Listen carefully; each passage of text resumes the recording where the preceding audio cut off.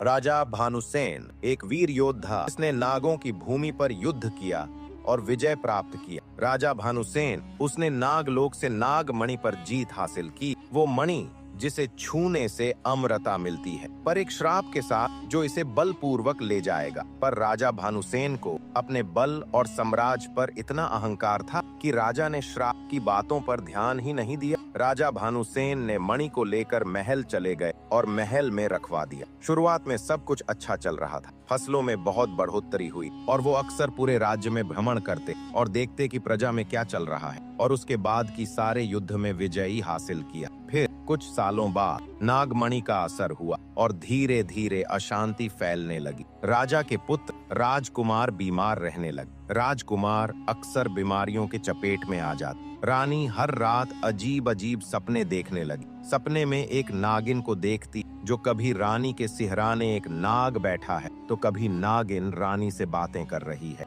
महलों के चारों दिशाओं से अदृश्य आग फैलने लगी। लोग इधर उधर भागने लगे। तब राजा को श्राप की बातें याद आने लगी। वो समझ नहीं पाया क्या चल रहा है और राजा सोचने लगा, क्या ये नागमणि का प्रभाव है या उसका अहंकार। उसी शाम एक वृद्धा महिला आई और बोली, राजन, आप मणि को जीत नहीं सकते। मणि ने आपको बांध लिया है। अब यदि उसे नहीं लौटाया तो पूरे राज्य के साथ साथ आपके वंश भी नहीं बचेगा। राजा को अब एक चुनाव करना था, या तो नागमणि को रखकर अपना यश और अमरता बनाए रखे या उसे वापस लौटाकर अपने पुत्र और भविष्य को बचाए। अंततः राजा ने फैसला किया कि वो नागलोक जाएगा। राजा नागलोक गए, नागराज के चरणों में मणि रख दी और कहा, मैं अपनी जीत खो रहा हूँ पर शायद मेरी आत्मा मुक्त हो रही है। नागराज बोले, मणि लौटाकर तू अमर नहीं हुआ, लेकिन अब तेरा नाम युगों तक जिएगा। राजा भानुसेन ने नागराज को प्रणाम किया और लौट आया।